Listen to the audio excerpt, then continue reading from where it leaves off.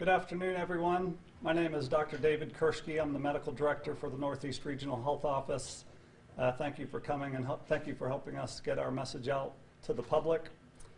We just wanted to announce something that we knew was coming for a while, but the Northeast Regional Health Office was notified late last night of 3 confirmed cases of coronavirus disease, COVID-19, by the State Public Health Laboratory. So 2 of the cases are Washington County residents, and 1 was living in Greene County. We have been testing high-risk persons with fever and respiratory symptoms for a couple of weeks and have really considered it only a matter of time before we would get a positive test in our area. All 3 cases had likely exposure outside of Tennessee while traveling.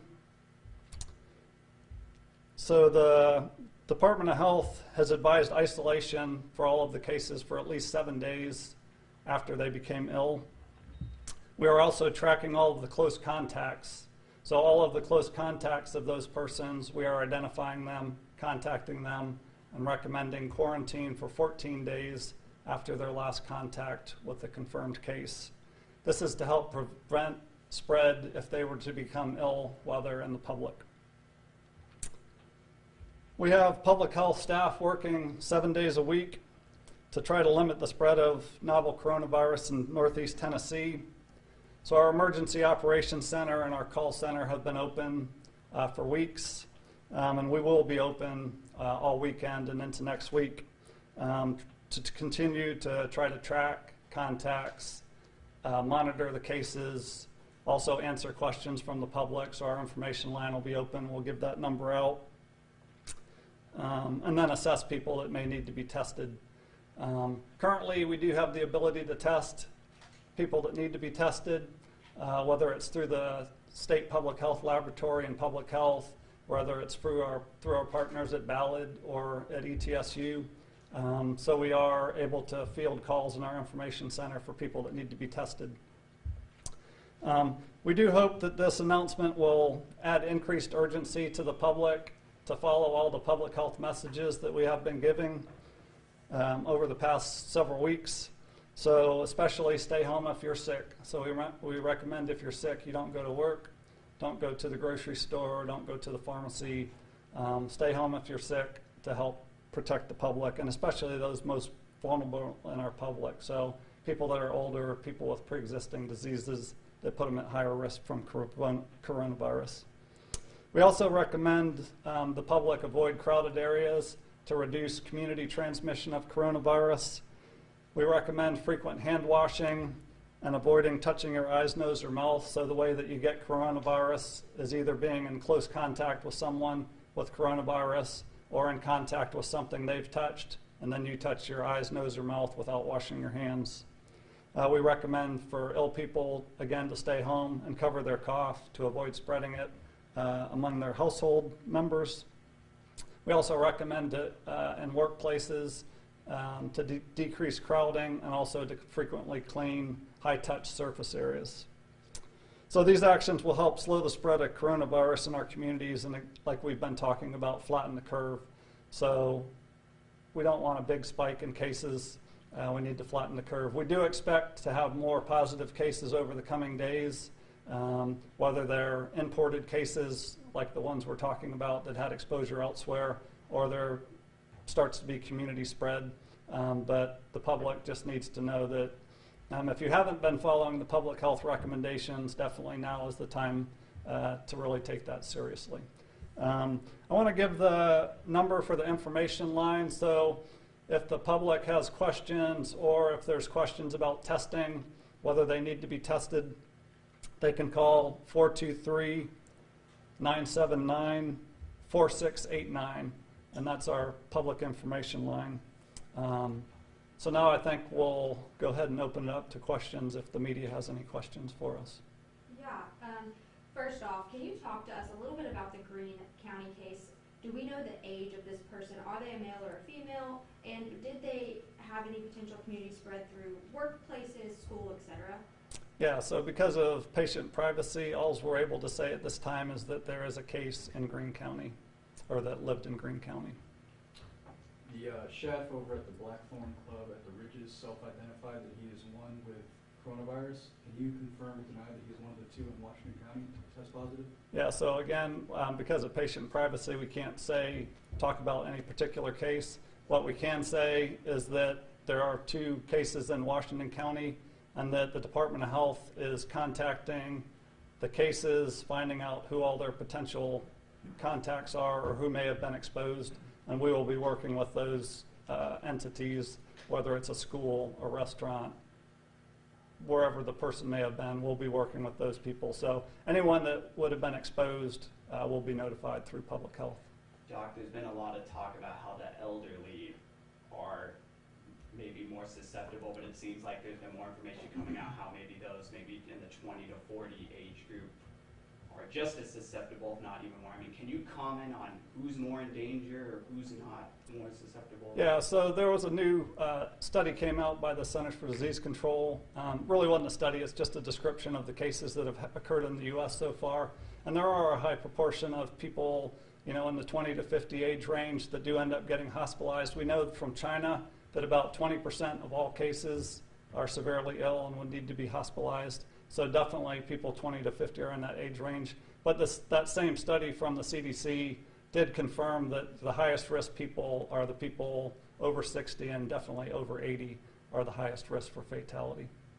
So Tusculum did actually confirm that it was a student to our newsrooms. And so can you tell us if there has been exposure to other students since the university has already come out and said it was a student? Well, so what I can tell you is there was a case in Greene County.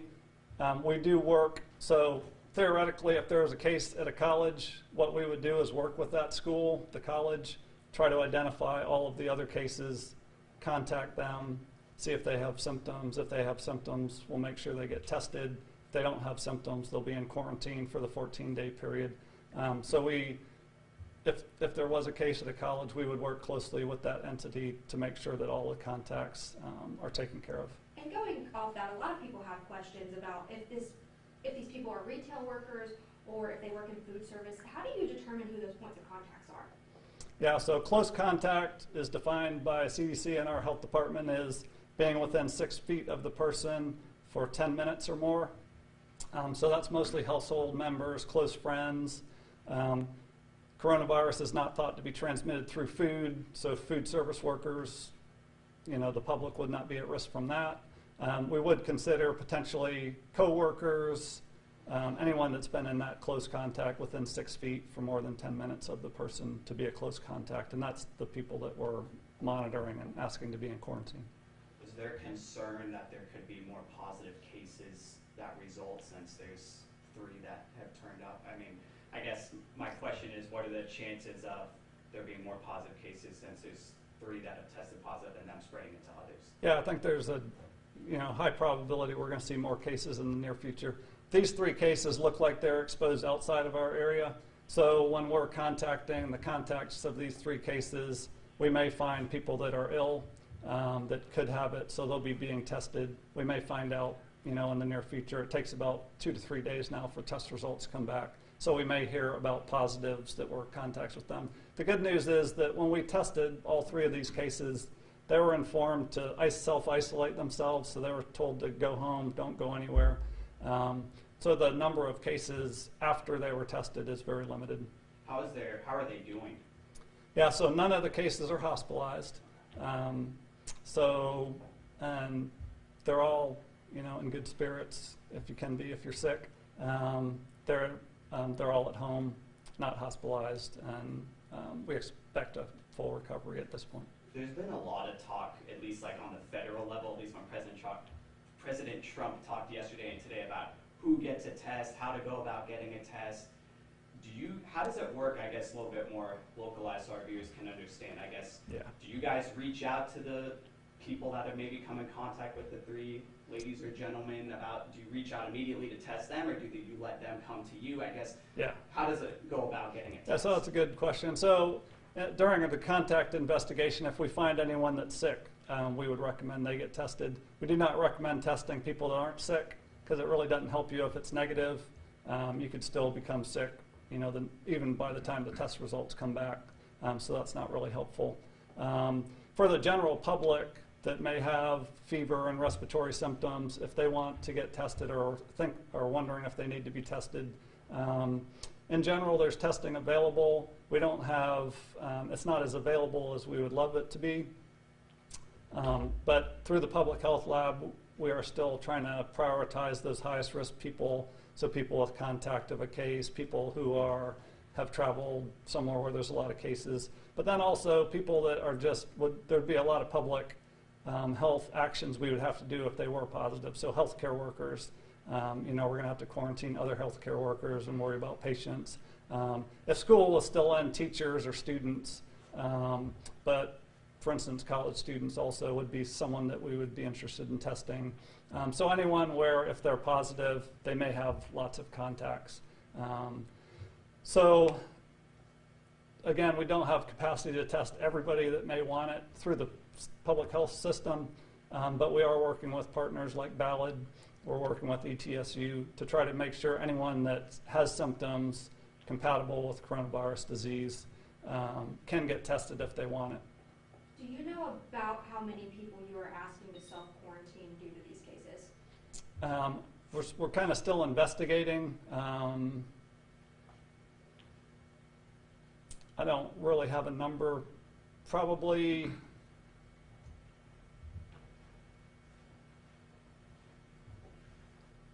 probably 50 or less at this point. So like I said, really and that number may change as we continue to investigate. But really, like I said, most of these people, when they got tested, they were told to go home and isolate. So they've not been in the public after they were tested. And the Tennessee Department of Health is releasing age ranges. Can you at least release that for the 3 here, or is that still part of? So we can talk to the state health department and see what they'll allow us to do, and we can get that to you later if they agree to that. Can you give us a timeline for when these people were tested? We know the Ballad case earlier was tested sometime in the last 48 to 72 hours. Were these also tested in that same range? That's correct, yeah.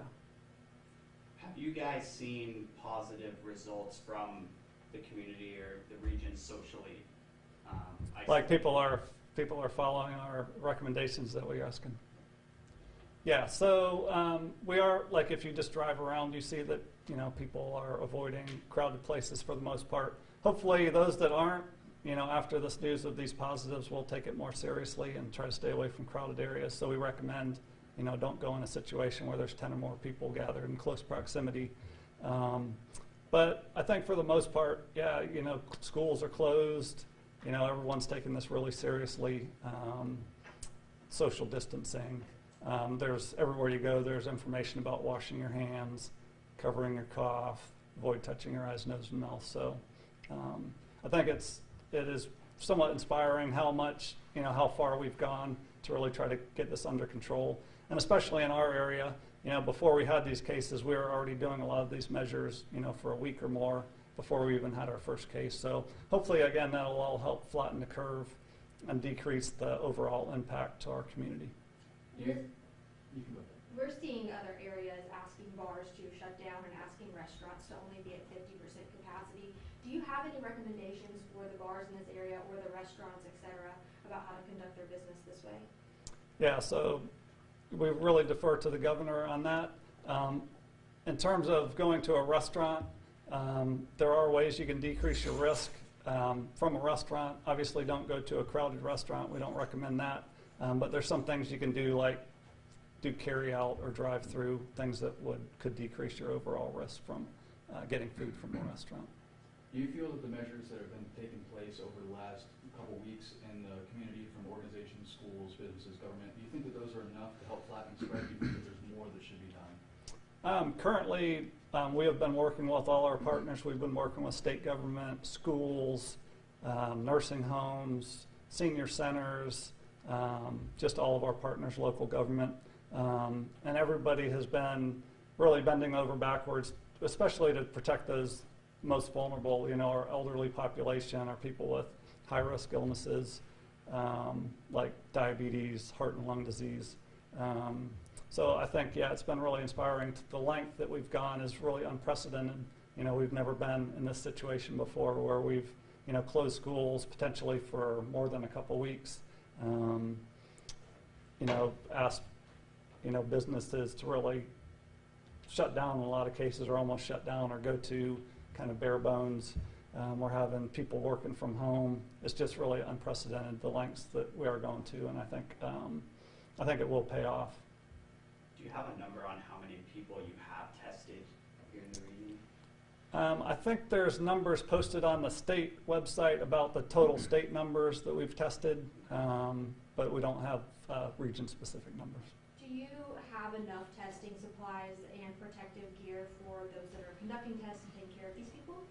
We do currently have enough tests and protective equipment to test everyone that we think needs to be tested.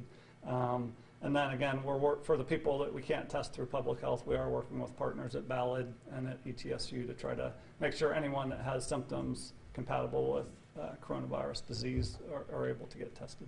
Do you guys have the same testing criteria that Ballad and ETSU have?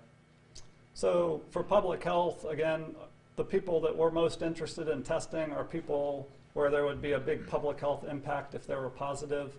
And so again, that includes people that are around a lot of other people, like healthcare workers, teachers, if school was still in session, patients or staff that work at nursing homes. So we're really interested in, because public health has a big response to certain cases, those are our highest priority. We will test anyone that really wants it, that can't get it from any other part of the, from the private sector. We are also trying to accommodate those, but we're trying to prioritize because we do have slightly limited resources to the people that are most important from a public health standpoint to know if they're positive or negative. We do recommend that anyone that has respiratory illness, whether they know it's coronavirus or whether it just might be a common cold or the flu, to stay home when they're sick. So the recommendations is really the same. If you test positive, we ask you to stay home for 7 days. If you might have the flu or some other viral respiratory illness, we're asking you to stay home for 7 days, unless you need hospital care. So people that get more severely ill, have worsening shortness of breath, things like that, that may need to go to the doctor, we recommend they call either their primary care doctor or call ahead to the ER if they think they have to go there. Where are you testing at? Other local health departments or doctor's offices? Yeah, where is the Department of Health testing? So we have a phone call system, so the information line, and again, that number is 423-979-4689. We ask people to call through there. They are assessed by a nurse to see what kind of symptoms they're having, if they've traveled and things like that. And if they kind of meet high-risk criteria, they are told where to go. So we're testing primarily at our health departments, but they're given information what's the closest place they could go to get testing on a case-by-case basis. So for people that we don't meet our criteria, we may ask them to try to get tested either through their primary care doctor, through Ballad, through ETSU, but we're telling them if they can't find anywhere to get tested, to let us know, and we'll try to make sure they get tested. Are 14-day quarantines still recommended for those who either have contracted the disease or who believe they may have been exposed to it? Yeah, so 14-day quarantine refers to people that have no symptoms and they've been exposed to the illness. We ask them to stay home because we don't want them to be in the public, like at the shopping center, or if church is still going on at church when they start having fever, or now they've exposed people. So it's better if they do get sick, they get sick at home or they're by themselves, they can call their doctor and then find out what to do from there. And when you say have likely exposure outside of Tennessee while traveling, do you mean international travel or domestic travel? Can you elaborate on that? So there's instances of both. Yeah. I guess just kind of what are the next steps for you guys? I know it's kind of the million-dollar question. Yeah, so really we're trying to, the more we can contain the contacts of these current cases and make sure they don't spread it further, the best case scenario for us. But we are testing them, so we may find more positives and then have more contact investigation. But really all of this is to try to contain it and slow the spread. We also may get, from all the testing that's being done in the community, we may find out about people that have gotten it without any travel, in which case that could be an indication of community spread, for which, again, our message is just going to be these community mitigation measures we've been talking about. How long is it taking to get the test results back? Yeah, so the test results usually take between 48 and 72 hours to come back from the state public health laboratory. Are you preparing for dozens, hundreds, or potentially even thousands of cases here in the Tri-Cities? Potentially. So, the estimates are with coronavirus that it could eventually infect, 50, 60% of the population. Some people say more than that. But our main goal is to have it not happen all within, a short period of time, like the next 2 weeks. So again, we want to flatten the curve, make sure it happens over a longer period of time so that less total people become infected, and also protects the healthcare system from being overwhelmed with the surge of patients coming in. So that's really our goal with a lot of the containment measures. Again, the good news is most people that get coronavirus have mild disease. They can spread it, so we still want to protect those people at higher risk for mortality, which again are elderly patients, people with pre-existing illnesses. Are you, Ballot and ETSU, and this is a question for both of you, I suppose, are you guys all sharing data and resources while fighting this, or is this something where you guys are all separate and doing your own thing? Yeah, so we talk every day, Ballot, ETSU, Department of Health, probably have, I've talked to, each of those entities multiple times today and over the last several weeks. So we are trying to coordinate. We've been to multiple meetings together to strategize, and we're really all trying to support each other. So, public health, one of our goals, obviously, to protect the public, but also to protect the healthcare system from being overrun by patients. The healthcare system is who we rely on if we do get sick and severely ill. ETSU represents a lot of community physicians, who our patients are relying on. So, yeah, it's really a team effort. None of us can really do this alone. And now we're seeing, as we see more cases becoming positive, some companies and schools, et cetera, if this person is there, they're self-identifying as the place these people are at. Do you suggest companies or whoever do this? As for example, Tusculum, since they said that that's our student that tested positive in Greene County, do you suggest that they continue to self-identify? Yeah, so we worry about, patient privacy obviously is important to us. On the other hand, if it's a public health situation where, disseminating some information can help, like if you can't contact everybody because it's such a large organization, in some instances it may be appropriate to make an announcement that there was a case at so-and-so or such and such a company, so that there may be too many people for us to actually call each individually. But so I would say on a case-by-case basis, our first goal is to protect privacy, but we really are also interested in public health. So if the public health demands it, we will, give out identifying information potentially to protect the public. I guess just last question I had, and I'm sorry if it's a repeat question, but just go, so say somebody calls, so they're feeling symptoms or whatever. I know Alan Levine was talking earlier about how that's like part of the testing process, that phone call, because it's kind of determined we'll give them the test, we won't give them the test. Is that because tests are limited, or is that just kind of like normal protocol? Or? Yeah, so we're trying not to refuse anyone that actually would need a testing. So we may not there's different criteria. So, we're trying to test high-risk people. So we're not refusing anybody, but we may recommend that the most appropriate place for them to get tested is at their primary care provider in the community or through ETSU or through some other entity, because everyone has somewhat limited supplies, but I don't think at this point there's anyone that can't get tested that needs to be tested. Should people who have traveled automatically self-quarantine at this point? Yeah, so people coming back from places where there's community spread, so if you've traveled to some place outside the state or even within the state where there's community transmission and come back to our area, it would be prudent to self-quarantine, so that 14 days, stay home. If you do become ill, contact your healthcare provider or the health department to find out what you need to do.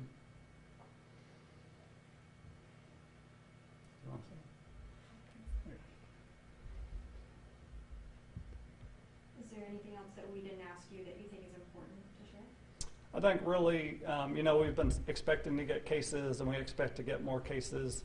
But really, the message is, all of those things we're telling people to do, like the governor said, they may sound simple, but that doesn't mean they're not important. So stay home when you're sick. We still see people showing up at work sick, so we've just got to take that seriously. Wash your hands frequently. Don't touch your eyes, nose, and mouth. So, if you were to practice those, you'd have very low risk.